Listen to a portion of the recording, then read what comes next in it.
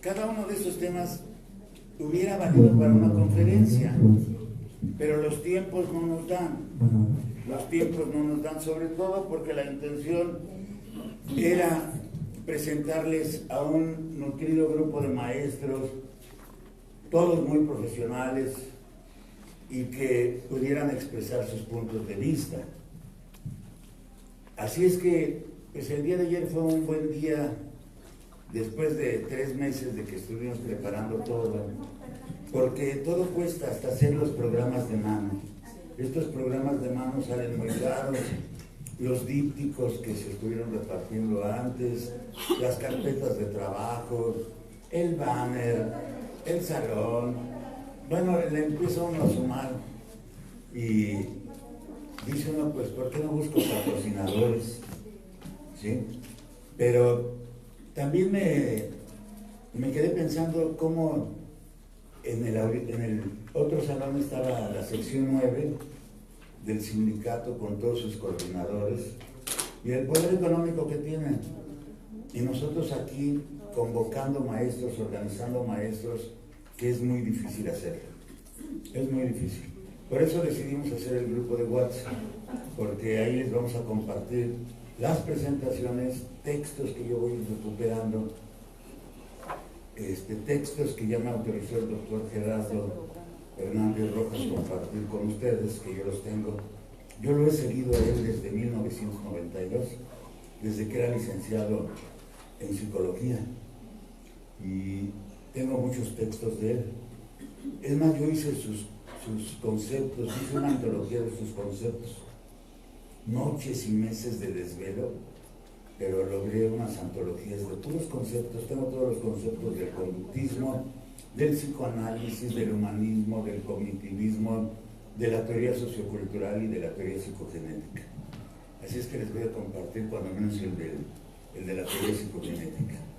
Y esta mañana se engalana el seminario porque la verdad se va a abordar un tema en este principio del segundo día, que es un tema, el tema explosivo de la educación ahorita en México, la educación especial.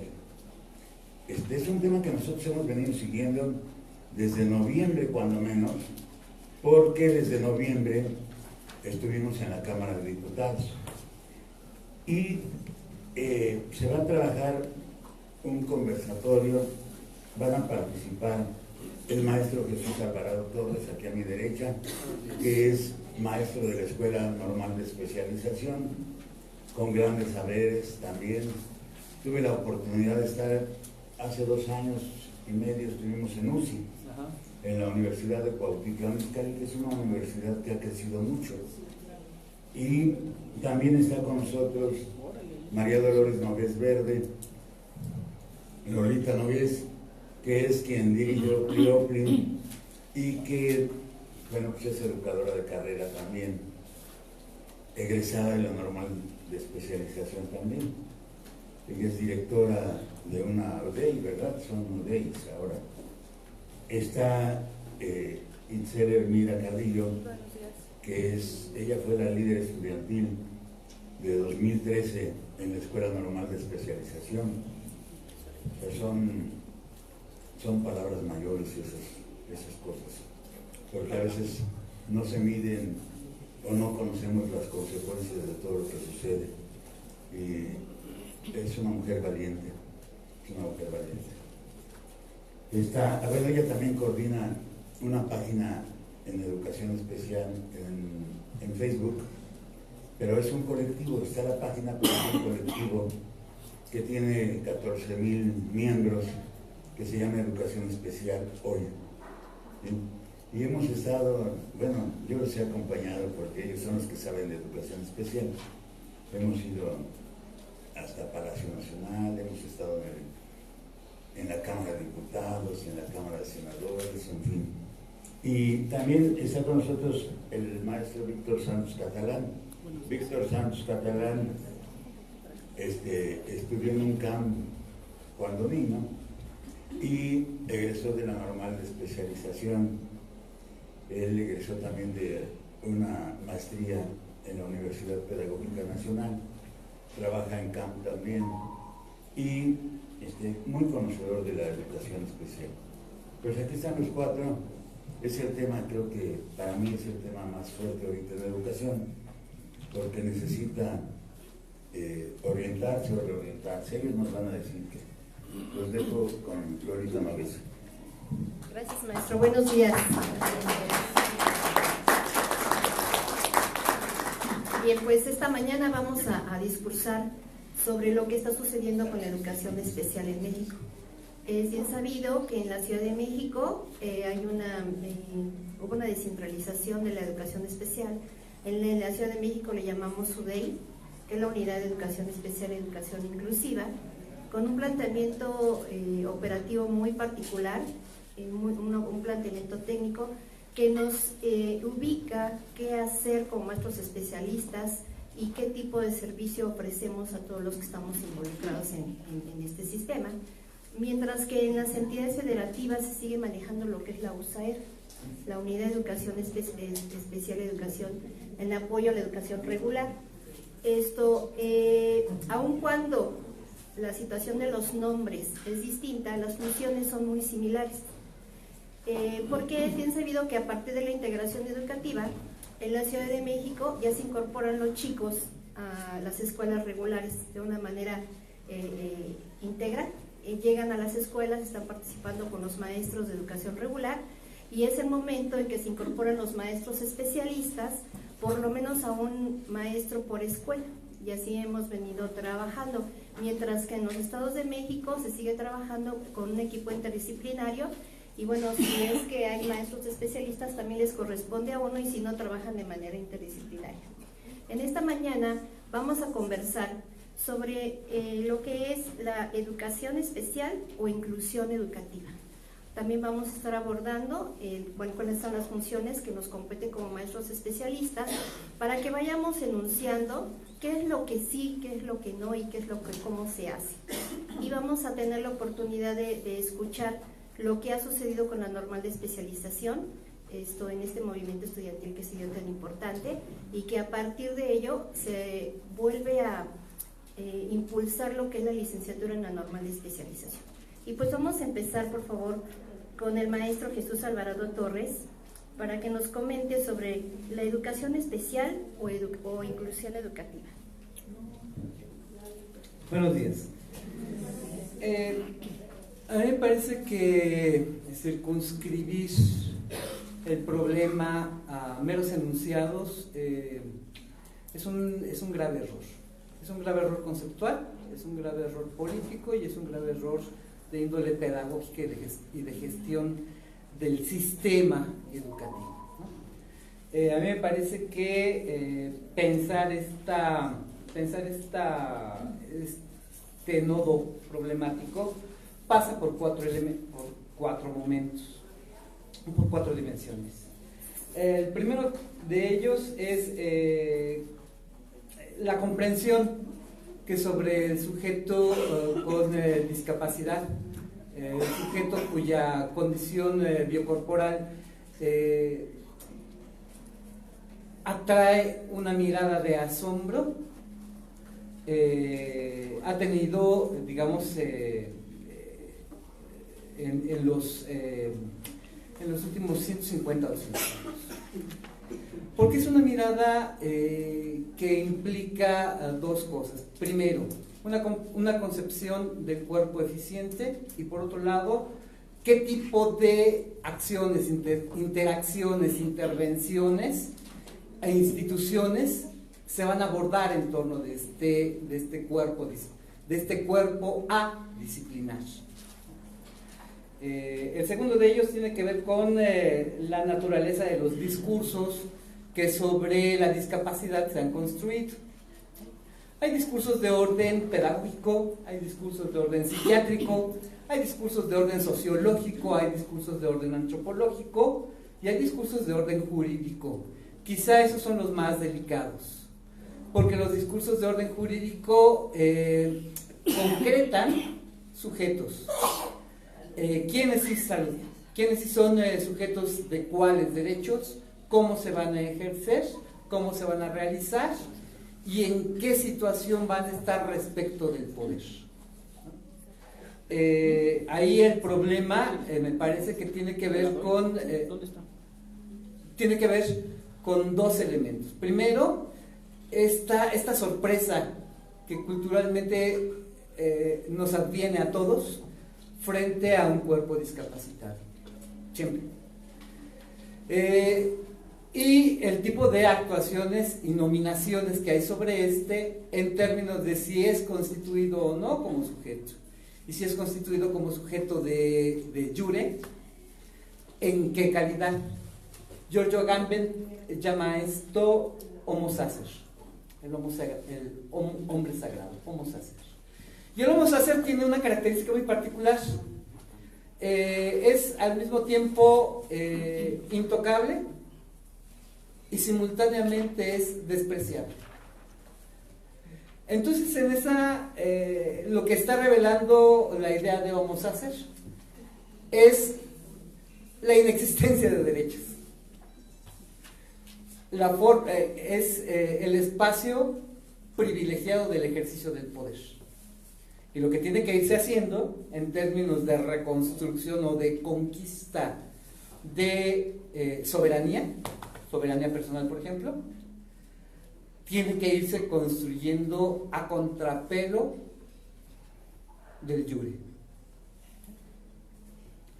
Finalmente, hay otra dimensión que se mueve en torno a ello, que son las políticas de todo orden respecto de las personas con discapacidad, respecto de sus familias, respecto de sus derechos, que no están dados de por sí, ya lo dije, hay que irse construyendo y hay que ir desbrozando los obstáculos para que las personas con discapacidad reclamen y hagan efectiva su soberanía personal, su decisión personal. Y en esta dimensión de lo político habría dos elementos. Primero, ¿quiénes son los actores? ¿Quién está definiendo qué? ¿Quién está ahorita en la jugada para definir el destino no solamente de educación especial, sino el funcionamiento de la escuela pública básica en México? Porque de eso se trata. Y tratar de discernir cuál es la agenda pendiente para la construcción de esta escuela pública. Yo, de entrada, en primer lugar, plantearía así estos problemas. No es solamente si educación especial o educación inclusiva o integración, pero son productos de tercera generación. Y si nos detenemos a versar sobre ello, no vamos a llegar a ningún lado.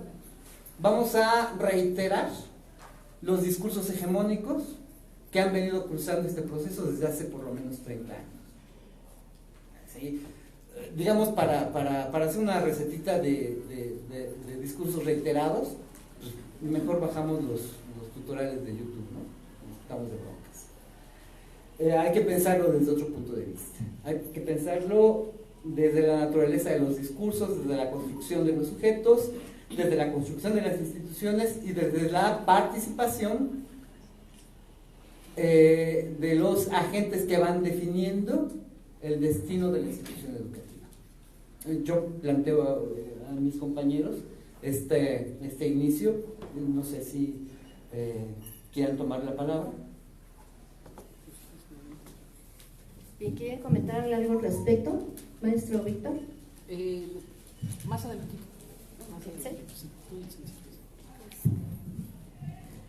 Bueno, yo solo quisiera comentar que hemos caído pues últimamente en un falso debate, ¿no?, sobre lo que es la educación especial y lo que es la inclusión educativa, ya que pues se está asumiendo de parte de las autoridades que una es el sustituto de la otra, ¿no?, y que no pueden coexistir. Entonces tendríamos que señalar que la inclusión pues es una política, no es un enfoque, no es un modelo educativo, sino que es una política internacional, y que la inclusión como política pues tendría que estarse aplicando de manera transversal. No es una cuestión que corresponda únicamente al sistema educativo, y tampoco es una política que esté enfocada únicamente en las personas con discapacidad, como sea también hemos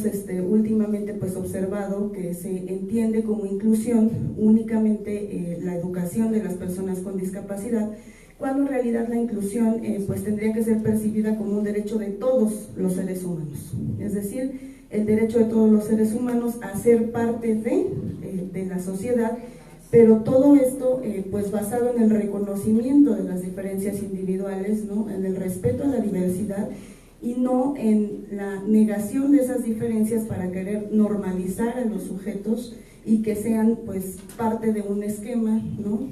O que entren en los estándares sociales, que es como se ha estado percibiendo la inclusión, ¿no? Entonces es importante aclarar, ¿no? O sea, ¿cuál sería esa diferencia? Pues que la educación especial pues es un campo disciplinar, y la inclusión pues es una política internacional, así como lo fue la integración antes de la inclusión, y que pues la permanencia de la educación especial pues no tendría que estar supeditada a una política internacional, que si bien hoy hablamos de inclusión, pues dentro de 10 años pues quién sabe de qué vamos a estar hablando, ¿no? Entonces, bueno, ese sería pues el comentario inicial respecto a esta cuestión. Sí. Bueno, buenos días.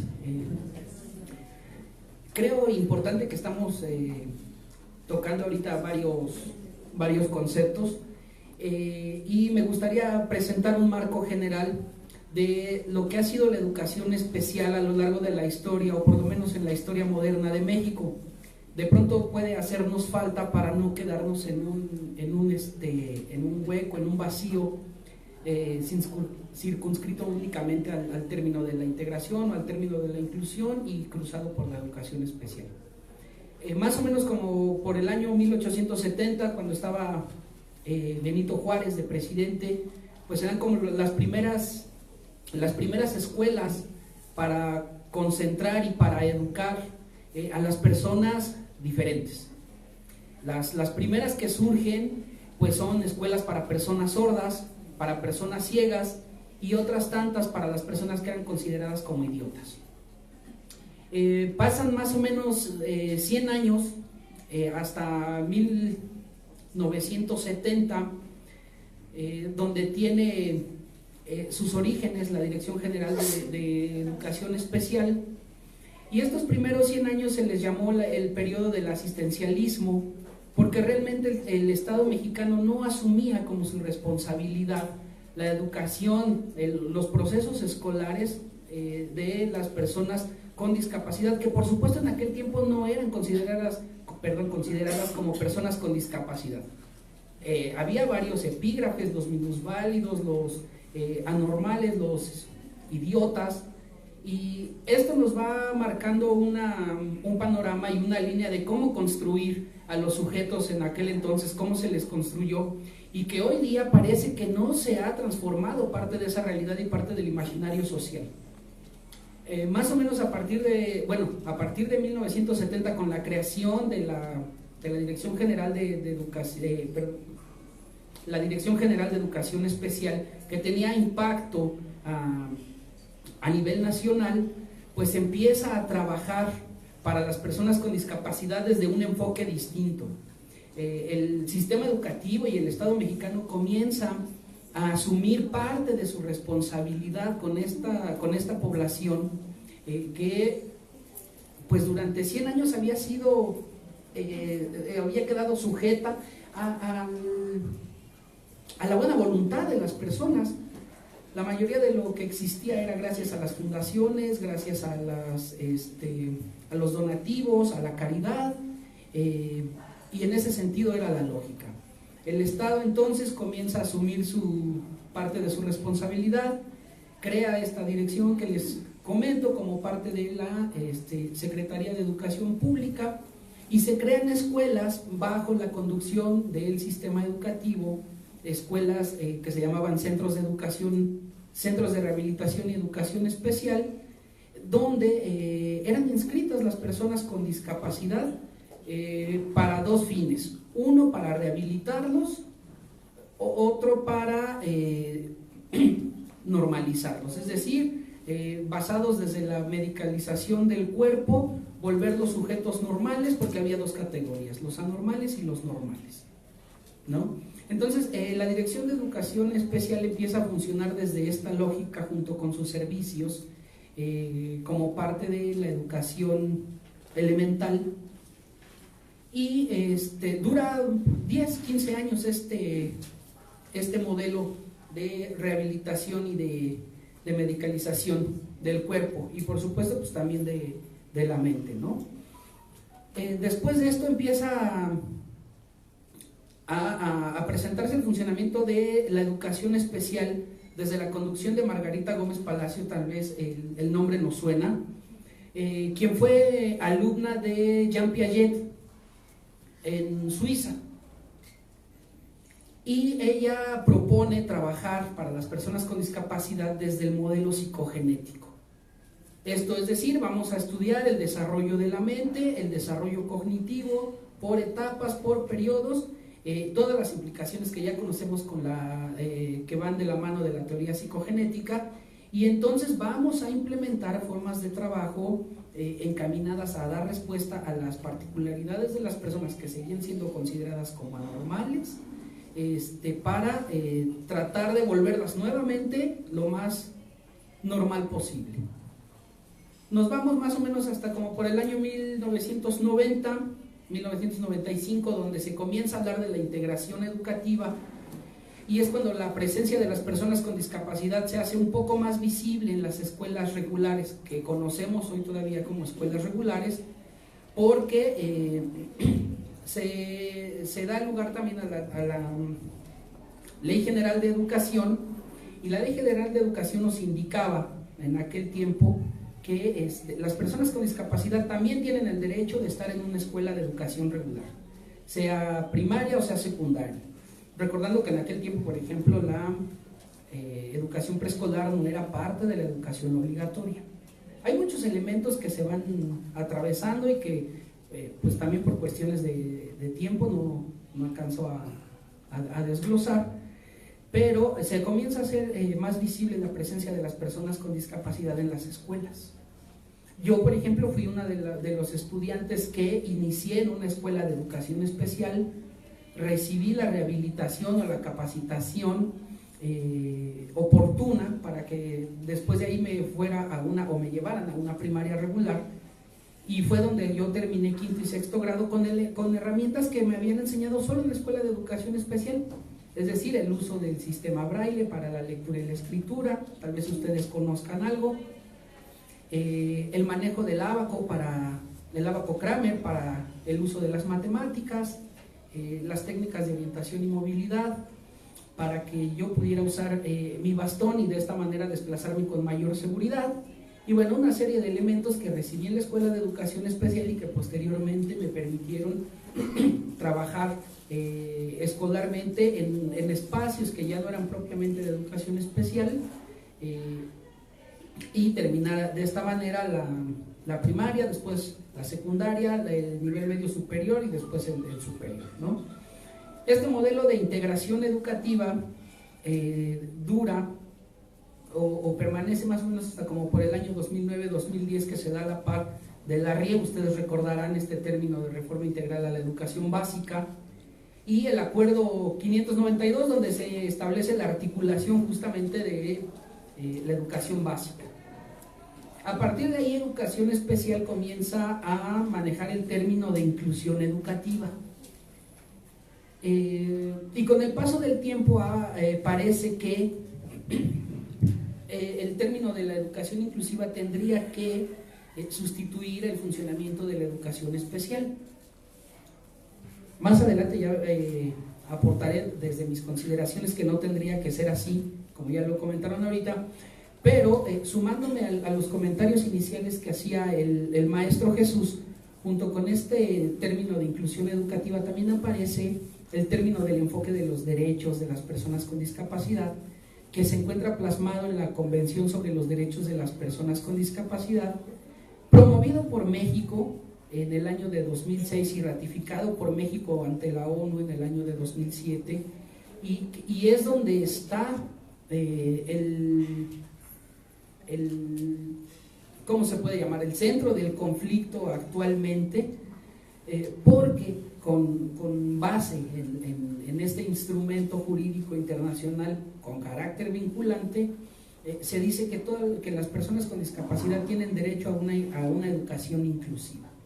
Entonces presento este marco como para tener un panorama general de cómo ha sido el funcionamiento de educación especial y cómo se ha ido transformando cada vez más, con la idea de visibilizar a las personas con discapacidad que en diversos momentos históricos o estaban ocultos o estaban menospreciados o ni siquiera estaban en la sociedad, pero también que van en el sentido de que el Estado mexicano y en particular el sistema educativo cada vez se tiene que hacer mayormente responsable de los procesos educativos y de los procesos escolares de las personas con discapacidad.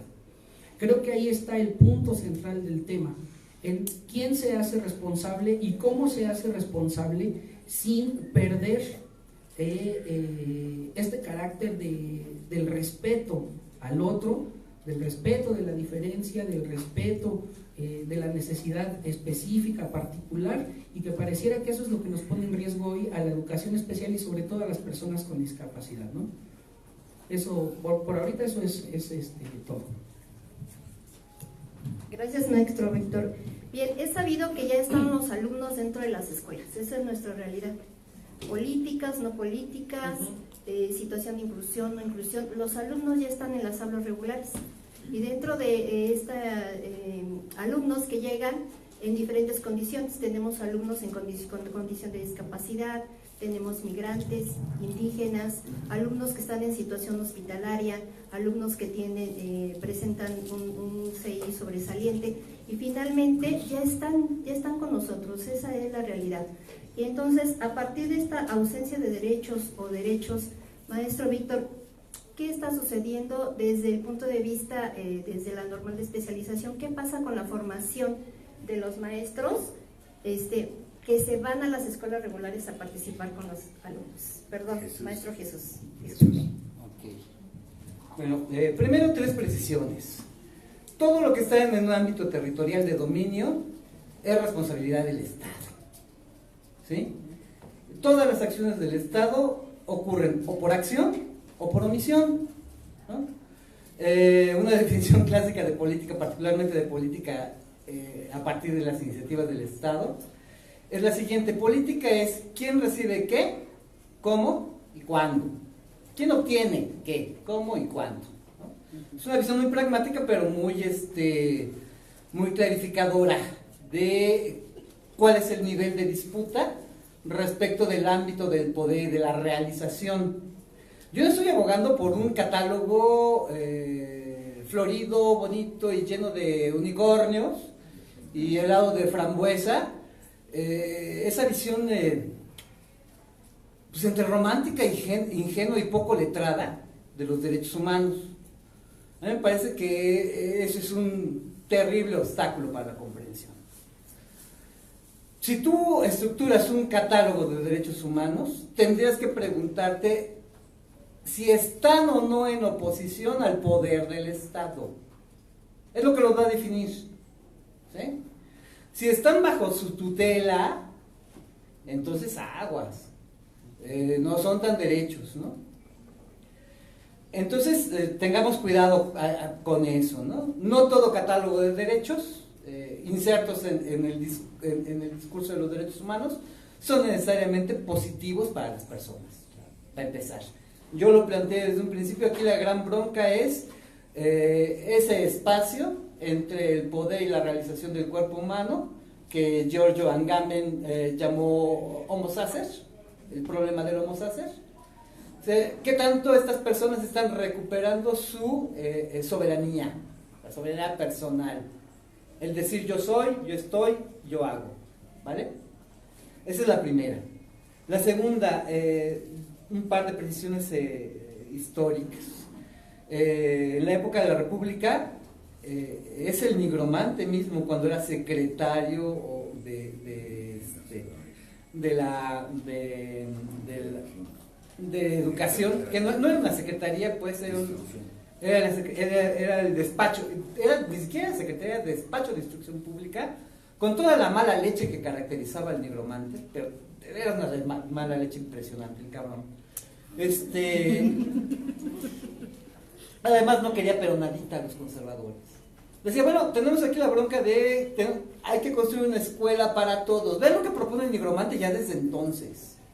Hay que alfabetizar en educación, hay que alfabetizar a las personas en su lengua materna. Es decir, si estás en una zona náhuatl, alfabetízate en náhuatl. Si estás en una zona otomí, alfabetízate en otomí, ¿no?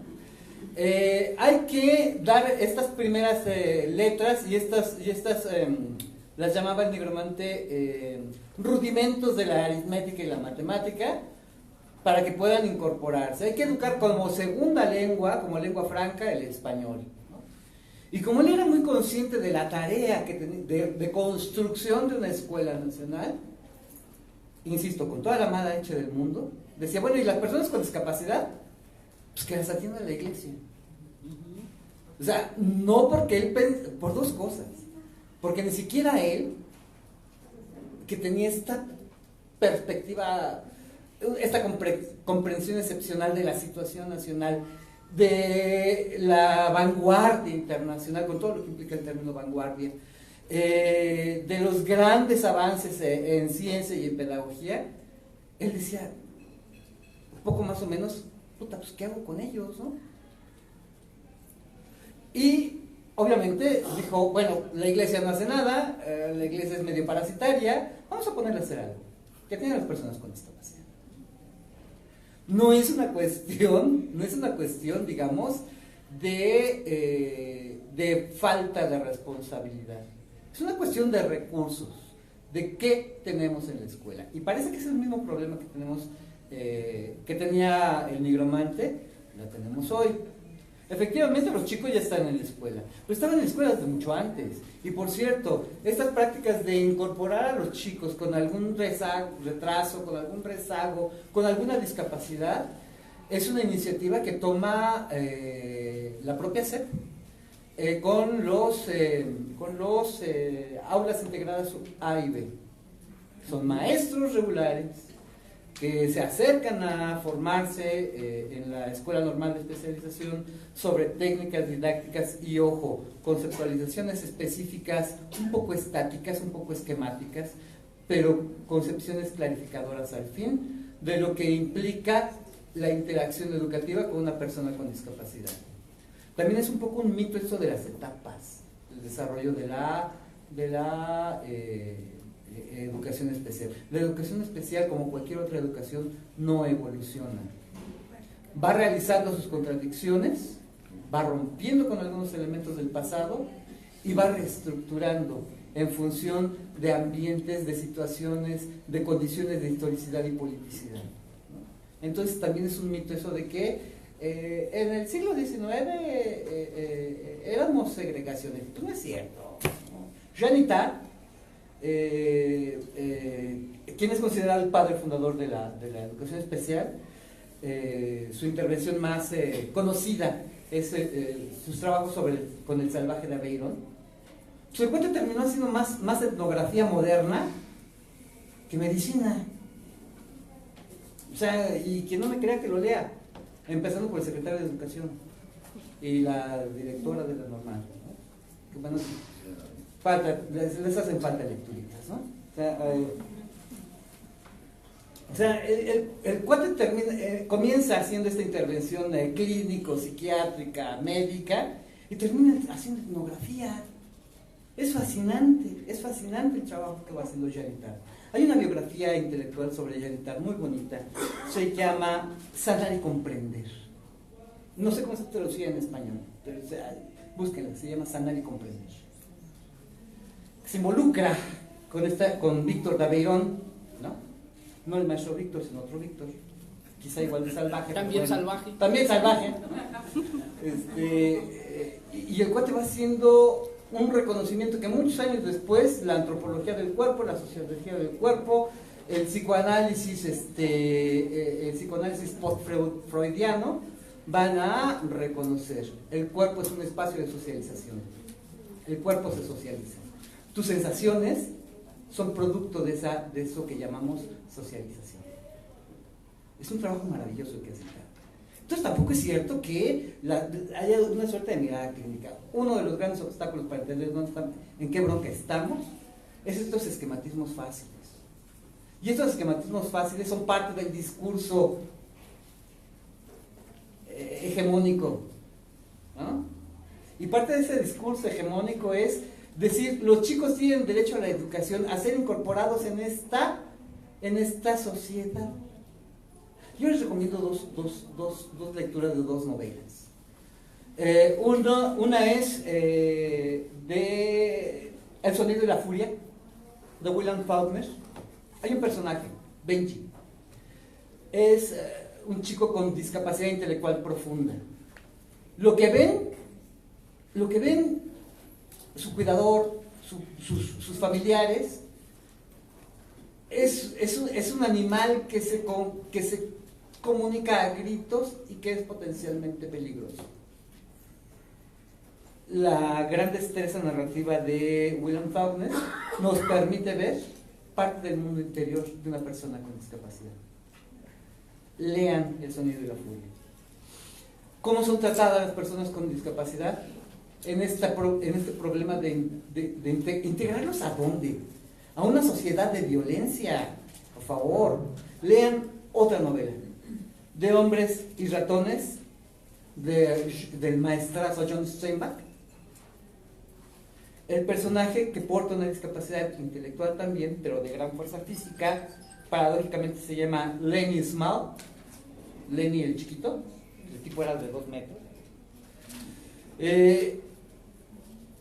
Y vean a qué tipo de sociedad se le pretende incluir. Es una sociedad cruzada por la violencia, segregadora de por sí, y que hace objeto a Lenny de su violencia. Entonces que tampoco me vengan con el cuento de que estos principios de inclusión y de integración son una positivación, una condición benéfica para todas las personas. Me remito a un mito los seres humanos necesitamos salvajes, la cultura necesita salvajes y construimos salvajes. En la Edad Media estaba este hombre de los montes, poco salvaje, pero además profundamente filosófico. Yo adoptaría, si yo portara una discapacidad y me dijeran, te vamos a incluir aquí, yo diría como el hombre salvaje, no, ni madre, yo quiero estar con ustedes, ¿no? Son canallas, son procaces, son crueles, no, ni madre, yo no voy con ustedes. Entonces tampoco seamos tan ingenuos de pensar que nuestra escuela, solo por el hecho de que ahí estamos nosotros, es buena. O sea, de entrada. Finalmente hay otro elemento. Mi postura desde hace más de 20 años, desde que estoy trabajando en educación especial, es que es falso que las personas con discapacidad estén excluidas. Es falso. Cumplen una función simbólica. Cumplen una función simbólica, justamente la del salvaje. Justamente el límite a lo que el cuerpo capacitado debe aspirar, de lo que se debe despegar y a lo que debe temer. Y perdón, eso no ha cambiado. Eso no ha cambiado. Otro problema ya es de corte del contenido de los discursos de las políticas, de la concreción de las políticas. Pero ahorita me voy nada más a la parte cultural. Si a mí me dijeran, te vamos a integrar en esta escuela, yo diría, no, ni madre. Yo no quiero estar con ellos, porque son unos salvajes. No, ni madre, porque no me van a enseñar lo que yo necesito aprender. ¿Sí? O sea, espérame, ¿para qué chingos quiero que me enteren con ellos? ¿No? O sea, no. O que me incluyan. ¿Incluirme en qué? ¿En sus prácticas perversas? ¿En sus relaciones de poder? No, espérame, yo no quiero. Eso no positiva mis derechos. ¿Sí me explico? Entonces lo primero que hay que poner en duda es esa, perdón, yo suelo ser así, a veces corro por las páginas de los libros y a veces aterrizo de pie en mi barrio. Yo soy de La Pensión, el barrio Bravo, si lo saben. Entonces, perdón, pero lo primero que tenemos que hacer es decir a la chingada con su discurso. No, a mí no me vengas con estos cuentos. Vamos a detenernos un momento y vamos a empezar a reflexionar cuáles son las implicaciones. ¿Sí? Que seamos firmantes de convenciones internacionales no obliga necesariamente, porque hay reservas, en todos los tratados hay reservas, para que tú puedas concretar. Hay prórrogas, hay plazos y hay matices. Somos de los pocos, hemos sido, a lo largo, desde hace más de 30 años, hemos sido dóciles, decidores del sí señor. Lo dijo UNESCO, a toda madre, sí señor, lo que usted diga. Espérame, o sea, ¿a honras de qué? ¿Quién te dice que esos, perdón, me va a salir lo pensileño, quién te dice que esos cabrones te están diciendo la verdad? ¿Quién? ¿Con base en qué prueba eficiente? ¿No? ¿Con base en qué análisis? ¿Con base en qué procesamiento del diseño de la política pública? ¿Con base en qué elementos para diseñar los planes, los programas? ¿Con base en qué? Perdón, maestras, maestros, pero hemos vivido una simulación retórica perversa, enferma y de veras altamente pendeja, ¿no? Yo creo que es momento de empezar a ponerle un frenito, ¿no? Y dejarnos de ir con la finta de si educación especial es compatible con educación inclusiva. Pues sí, güey, son parte del discurso dominante. O sea, no te compliques, sí. Aquí el problema es si ese discurso dominante permite efectivamente la formación de los niños, de todos los niños, niños y niñas, sin que importe su condición, en un espacio que todavía existe, que es la escuela. Ese es el verdadero problema. ¿Sí me explico? Perdón si soy un poco salvaje, pero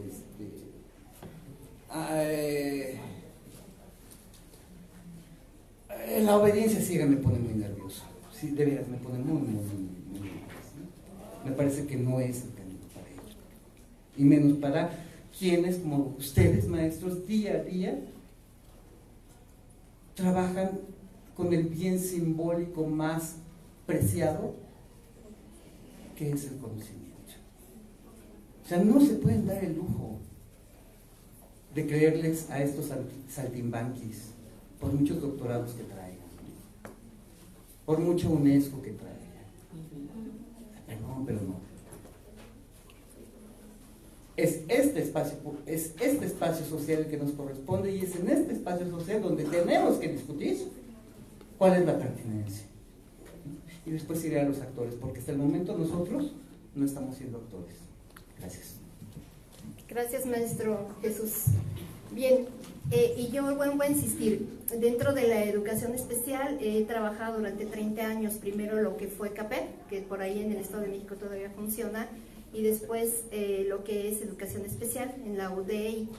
Y dentro de la parte romántica, maestro Jesús, yo sí le voy más y le apuesto más a la intervención con los estudiantes que requieren de algún apoyo, y que si yo lo puedo facilitar y lo puedo ofrecer, pues lo hago desde mi convicción de haber estudiado en la normal de especialización, y lo hago en la intención de estar favoreciendo esos ambientes de aprendizaje que les corresponde. Yo entiendo a los maestros de la escuela regular en donde de pronto están planteando situaciones de qué hacer con los alumnos que están manifestando conductas que sobresalen, conductas que no se pueden controlar dentro de las aulas, con alumnos que su nivel de lenguaje es sumamente concreto, que no les da la oportunidad para acceder a la currícula de primaria, por ejemplo, cuando hay alguna dificultad en la articulación, que no pueden acceder a la lectura y la escritura, o que tienen alguna discapacidad intelectual que no les posibilita el acceder al cálculo matemático, etcétera.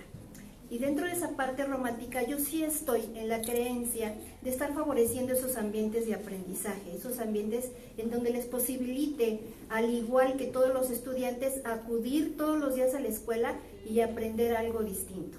Y sí soy de la idea que acompañando al maestro regular podremos estar transformando esos contextos. Es bien cierto que nos rebasan los recursos. Es bien cierto que la política es una en el discurso y la práctica es otra, pero también es cierto que existimos maestros de educación especial que estamos en ese acompañamiento continuo con los maestros regulares, que podemos hacer el cambio, que a lo mejor es un poquito, pero no podemos decir, no, pues no apoyo, no hago, o necesito, como lo comentaban ayer, de un documento en particular para que yo pueda ejercer mi intervención. No, yo soy más de la idea. Sí estoy conociendo lo que nos rige como educación especial en este marco operativo, en donde nos señala específicamente cuáles son las funciones del maestro especialista para estar participando en las escuelas regulares. Pero bueno, vamos a escuchar al maestro Víctor, qué opina al respecto de esta intervención del maestro de educación especial dentro de las aulas regulares. Sí, definitivamente creo que todos estamos viviendo una gran imposición. No les voy a pedir que levanten la mano porque no los voy a ver, pero yo deduzco que el sentir de muchos maestros es el del que estamos frente a una imposición. Y estamos sujetos a un discurso y estamos sujetos a un peligro de linchamiento a partir de la discriminación, pero también de la incapacidad, porque juega con nosotros en esta situación de el maestro que no se atreve a hacer es porque es incapaz, el maestro que no quiere hacer es porque no tendría que estar en el sistema, pero la realidad es que yo creo que estamos guardando sentimientos de imposición, de asfixia, y que muy al interior de nosotros nos preguntamos, ¿y por qué yo? ¿Por qué a mí? ¿O por qué así? En esta misma lógica que plantea el Maestro Jesús, sí, es real que existe un riesgo y que está ahí, que el discurso de los derechos humanos terminan siendo una imposición más que un ejercicio de derechos, de autodeterminación, de libre elección, ¿no? Porque hoy en día a las personas con discapacidad se les está imponiendo una situación de la inclusión. Y tú tienes que estar en una primaria, en un jardín de niños, en una secundaria, regular. No hay de otra, no tienes opción. Estás obligado. Pero a su vez también el maestro del grupo está obligado. Y a veces nada más vemos a los niños, pero cuando nos ponemos frente al espejo también a nosotros nos obligan. También a nosotros nos imponen. Y aparte nos desarman con los discursos, ¿no? Que la discriminación, pero es que no se puede, bueno, pero ahí te va el plan para la convivencia escolar, que están pasando situaciones de violencia. Bueno, atiéndelas porque si no te mando a Guamás y a que te revise. Y entonces el culpable eres tú. Y en esta misma lógica seguimos incorporando a las personas con discapacidad con una pretensión perversa de que aprendan únicamente lo que la escuela quiere que aprendan, no lo que se necesita en la vida cotidiana, no lo que se necesita para vivir en el día a día.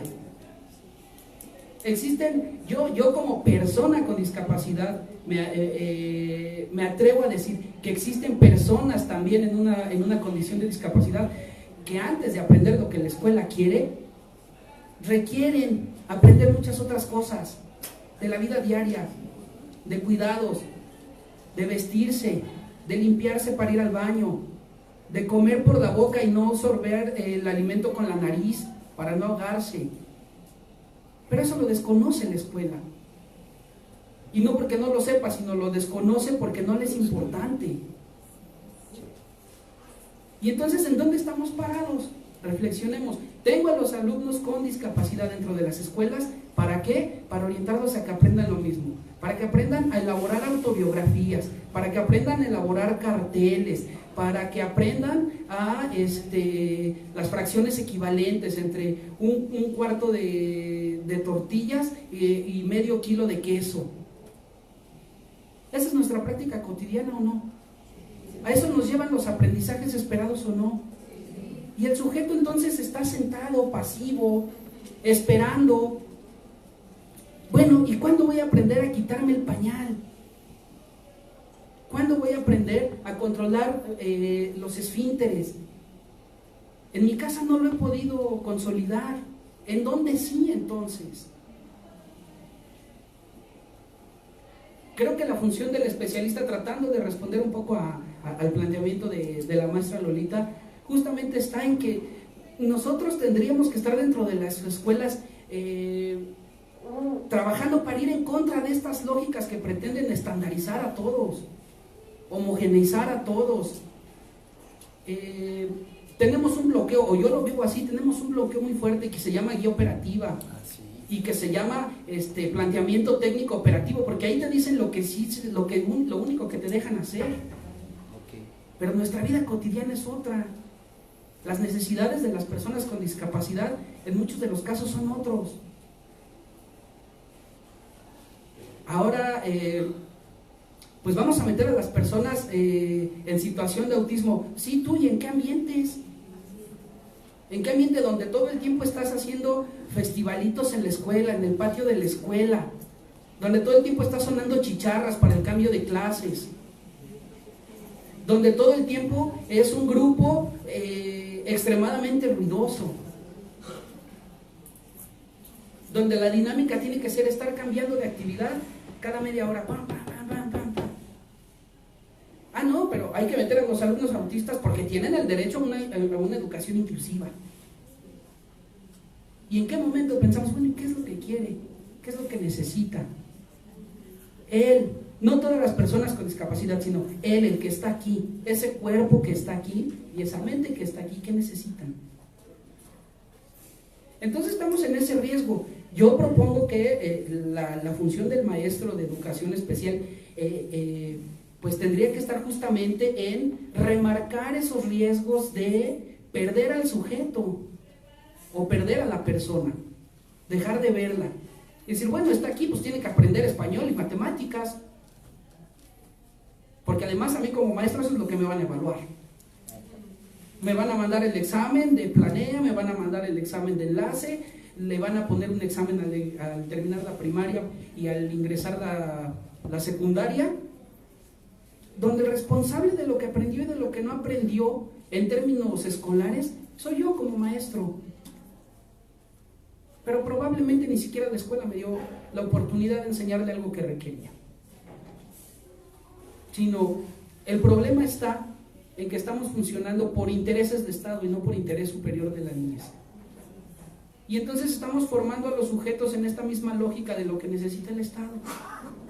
No estamos formando a las personas desde la lógica de lo que necesitamos las personas. Por esa proposición mía, yo creo que pues educación especial cada vez ha estado menos presente y con menos fuerza. Porque con todos los problemas que tenemos dentro de educación especial, con todo lo acrítico que somos en educación especial, y que cuando nos dijeron que éramos integradores, sí somos integradores, y que ahora somos inclusivos, que aparte está mal utilizado el término, sí somos inclusivos, y al rato nos van a decir, somos pies para arriba, sí somos pies para arriba. Habemos todavía quienes tratamos de hacer una ligera oposición, una ligera resistencia, porque tratamos de recuperar a la persona, de centrarnos en la persona. Pero y educación especial ahorita la han hecho entrar en una lógica eficientista. Hay que eliminar barreras para el aprendizaje. Pero cuando las barreras son la pobreza estructural, ¿qué va a hacer el maestro de educación especial y el maestro de grupo para eliminar barreras para el aprendizaje? Cuando la barrera es un sistema cultural de creencias difundido a través de los medios de comunicación. Recuerden ustedes los comerciales de Teletón. ¿Cómo va a eliminar el maestro de educación especial y el maestro frente al grupo esa barrera? Ah, no, pero hoy sí hablamos de los alumnos que enfrentan barreras para el aprendizaje y de la minimización de esas barreras. Y más osados, la eliminación de las barreras. Ay, güey, ya eliminé la pobreza.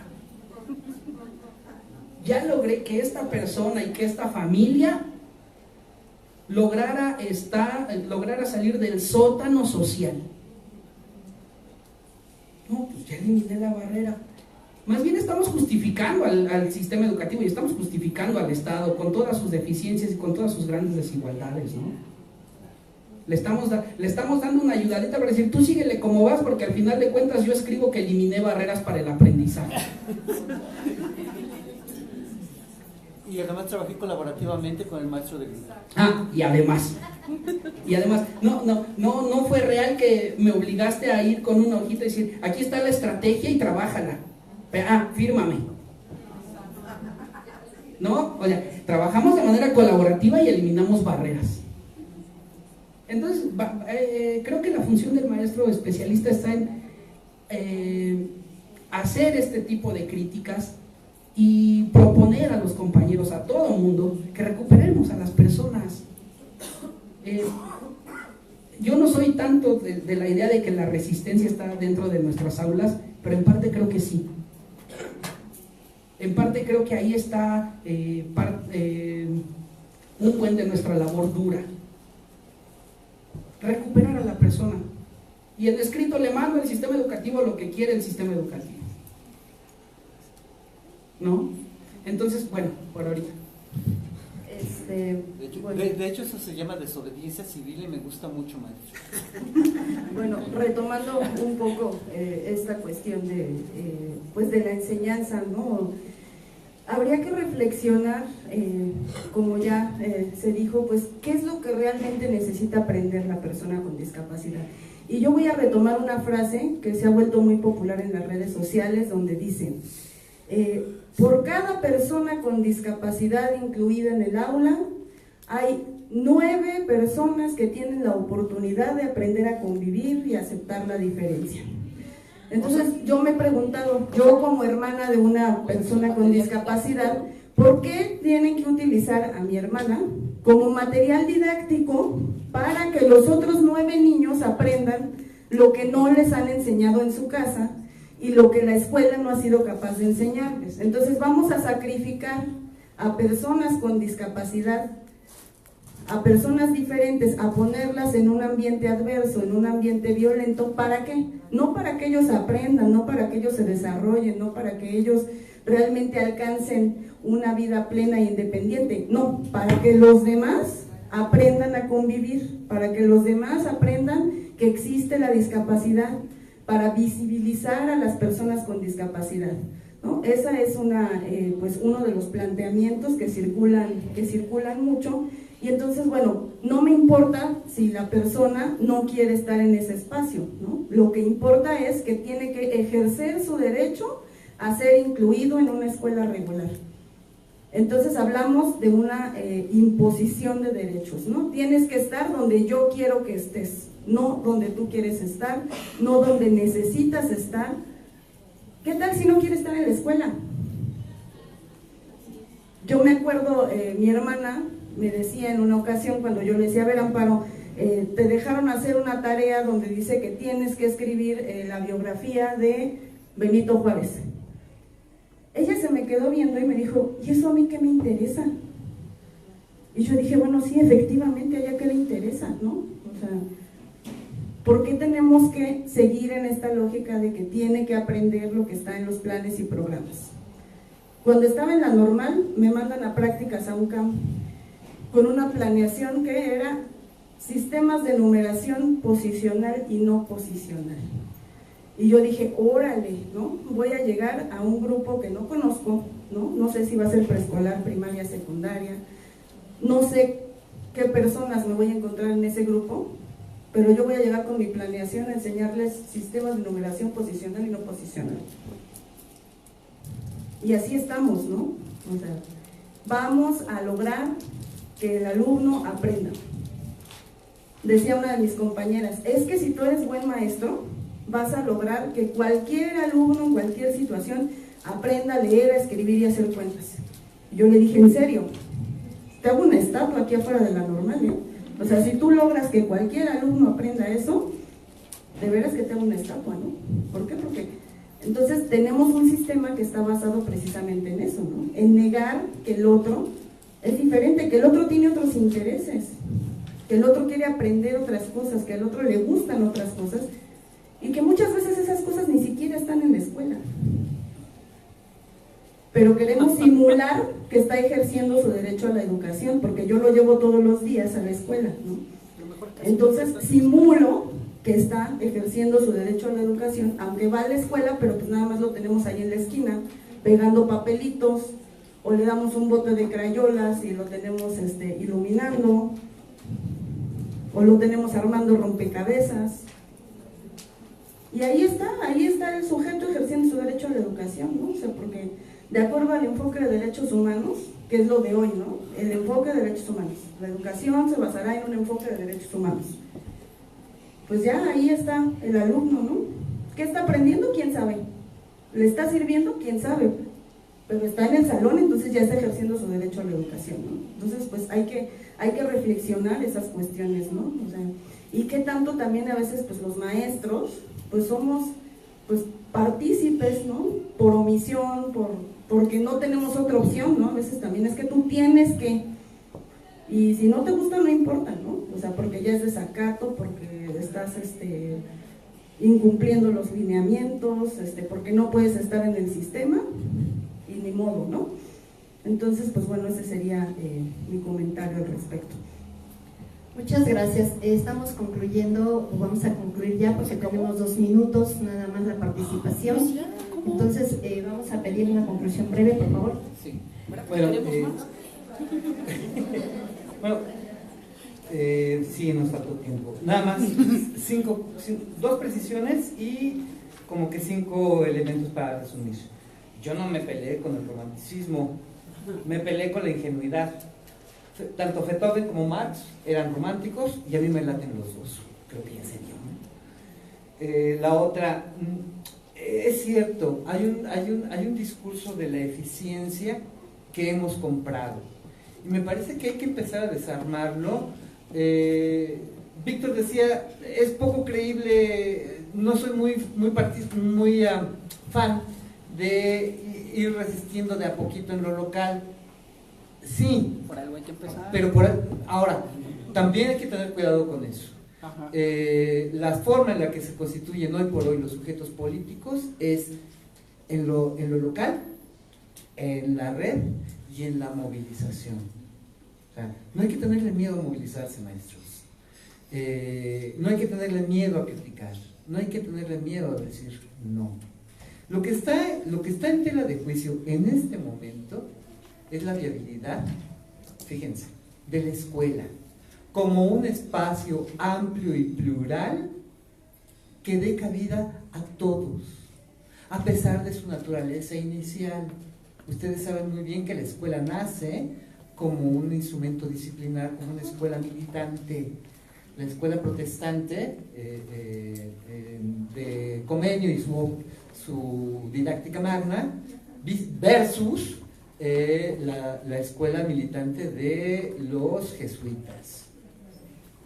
Es una escuela disciplinar, la escuela tiene por naturaleza disciplinar, organizar, hacer advenir subjetividades.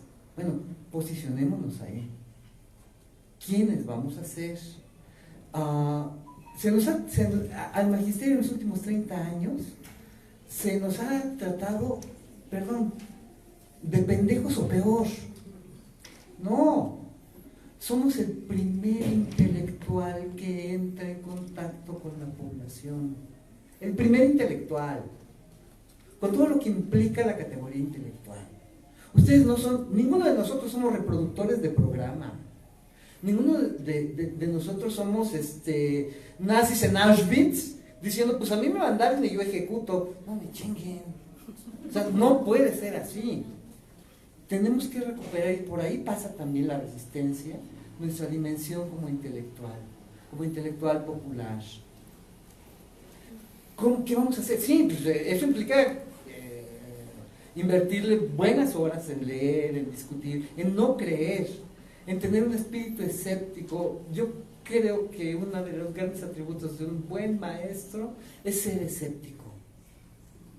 Frente a todos los programas, frente a todas las orientaciones, frente a todos los discursos, frente a todas las normativas que les llegan, la pregunta epistemológica, que ya decía, propia de Descartes, y esta es traducción libre mía del francés, cuando Descartes se enfrentaba a algún problema, lo primero que decía es, chingate cae. Esto es cierto, es traducción libre del francés. Seamos cartesianos en ese sentido. O sea, maestros, somos la naturaleza de nuestro trabajo. Es con bienes simbólicos, con bienes intelectuales. Pensemos, reflexionemos antes de decir sí. Y pongamos en tela de juicio todo lo que se nos dice. Empezando por lo que hemos dicho ahorita aquí. Muchas gracias. Gracias, maestro.